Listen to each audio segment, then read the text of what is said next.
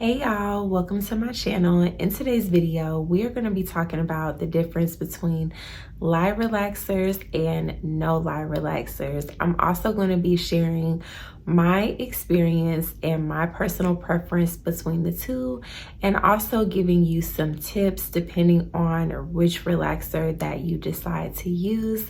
Before we get into the video, I want to thank y'all so much for clicking on this video, whether you are a new person viewing my channel or if you've been here for a while and you watch all my videos. Thank you so much.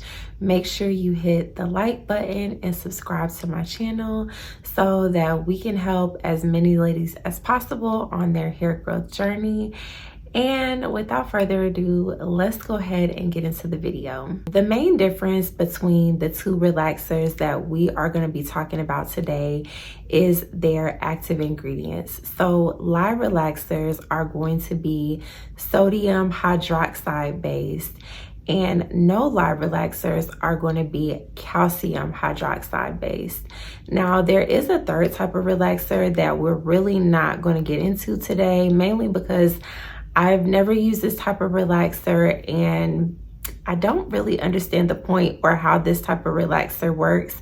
If you have used this type of relaxer, let me know in the comments because I'm interested to hear more about it, and one day I'll do more research on it. But today we're just gonna stick strictly to lie and no lie relaxers. But the third type of relaxer is a non-chemical based relaxer. If you're familiar with relaxers, whether you have done one on your own or you've been to the salon or you just been in the beauty supply store and seen one, the lie relaxers are the ones that come in just the regular plastic container, and then the no lie relaxers come in the box. Those typically have contents that you have to mix with it. Like, it usually comes with activator, shampoo, conditioner, everything else like that. While the lie relaxers, it's just one tube and you don't have to mix anything to activate the active ingredients inside the relaxer. I've used both lie relaxers and no lie relaxers, and I noticed a drastic improvement and difference in the way my hair looks and feels once I switched over to using the lie relaxers.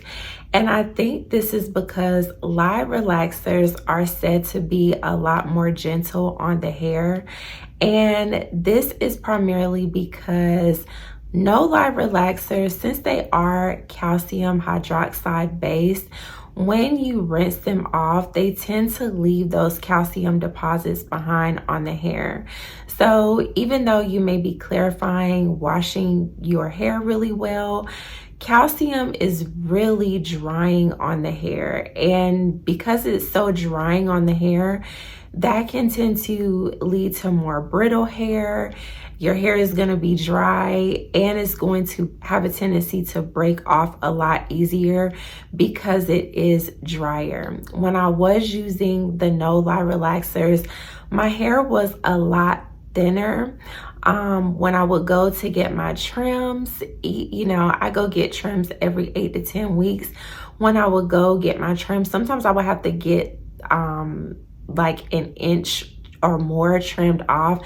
And also, I was using, when I first went on my relaxed hair journey, I was using relaxers a lot more frequently. So I was using them about every 8 to 12 weeks, and I was using the no lie relaxer. So you can imagine what type of impact that had on my hair, and it wasn't good. Now I have switched over to the lie relaxers, and I space my relaxers out a lot farther in between. So I typically go in anywhere from 16 to 20 weeks in between my relaxers, and my hair feels a lot more silky.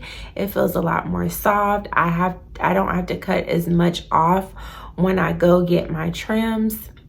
And I really think that because that active ingredient is so different, it really impacts, that's the main impact of how your hair feels after. No lie relaxers are said to be safer when you're using them at home because they are said to take longer to process and therefore be more gentle on the scalp. But honestly, I've had more scalp irritation using the no lie relaxer than I have using the lie relaxer. So I find that interesting, maybe because I've just gotten better with my relaxer application overall, but that's just my experience. Really, I think it comes down to personal preference as far as what type of relaxer you want to use. I used the box relaxer for years, and I think I mainly used that one because I was just so comfortable using that one. I had used it for so long that it was just my go-to product, and I used the same exact one. A lot of you guys that may have watched me for a while may know that I was using the Cream of Nature one. But once I switched, literally y'all, the day I switched, I noticed an instant shift and change in my hair. I feel like my hair is the healthiest that it's been in a while, primarily because I switched from using no lie to lie relaxers.